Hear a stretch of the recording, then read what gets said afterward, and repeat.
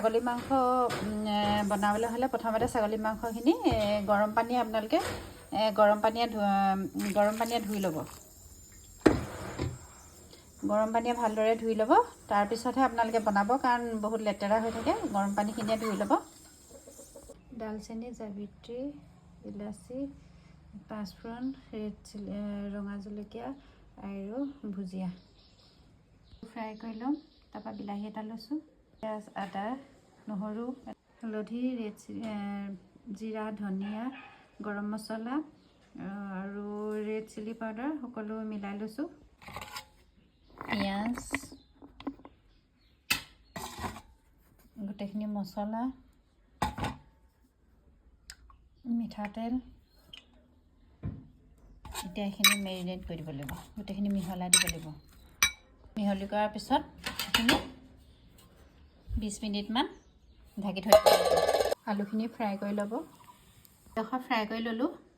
দিয়া তাতে মই পিঁয়াজ মছলাখিনি দি পিঁয়াজ দিলোঁ। মাংসত পিঁয়াজ দিয়াই আছে, সেইকাৰণে মই ইমানকৈ দিছোঁ। এটা পিঁয়াজ দিছোঁখিনি হোৱাৰ পিছত ইয়াতে মই মছলাখিনি দি দিম। মছলাখিনি অকণমান প্ৰায় সিজিছে, এতিয়া বিলাহী দি দিম। প্ৰায় সিজিছে, এতিয়া মই পানী অকণ দি সিজিব দিম। ইয়াতে আলুকেইটা দি মই তেলখিনি দি দিলোঁ। তেলখিনি দি অকণমান গৰম হোৱাৰ পিছত মাংসখিনি দি দিম। ইয়াতে এইখিনি গৰম হোৱাৰ পিছত পাঁচফোৰণ, তেজপাত আৰু ৰঙা জলকীয়া দুটামান দি দিছোঁ। মাংসখিনি দি দিম। মাংসখিনি ইয়াতে ফ্ৰাই কৰি প্ৰায় মই 20 মিনিটমান সিজিবলৈ দিম।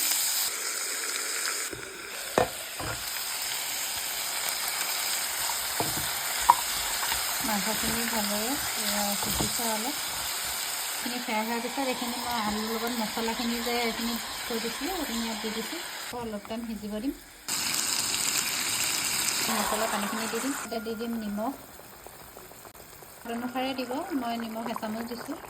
বিশেষকৈ পানী দিম যে, তেতিয়া মই ঢাকি দিম, অকণমান সিজিব দিম। লাগিছে মই এইখিনি এতিয়া প্ৰেছাৰ কুকাৰত দি দিম। পানী দি দিম এতিয়া প্ৰেছাৰ কুকাৰত অকণমান। দিয়াৰ পিছত হুইচেল মই 3টা বা 4টা মাৰিম, তাৰপিছত অফ কৰি দিম। তাৰপিছত মোৰ ছাগলী মাংসৰ ৰেচিপিটো হৈ যাব। ছাগলী মাংসৰ ভাজিকণ হৈ গ'ল। ছাগলী মাংসৰ তৰকাৰীকণ হৈ গ'ল। আপোনালোকে এনেকৈ বনাই খাই চাব, কিমান ধুনীয়া হয় খাবলৈ। সেইটো কাৰণে খাই চাব। মই যেনেদৰে বনাইছোঁ তেনেদৰে বনাই চাব। কিছুমানে দৈৰে বনায়, সেইটো মই ৰেচিপি পিছত দিম। আজি এনেকৈ বনাইছোঁ। ধন্যবাদ। আজিলৈ আহিছোঁ। বাই, চি ইউ।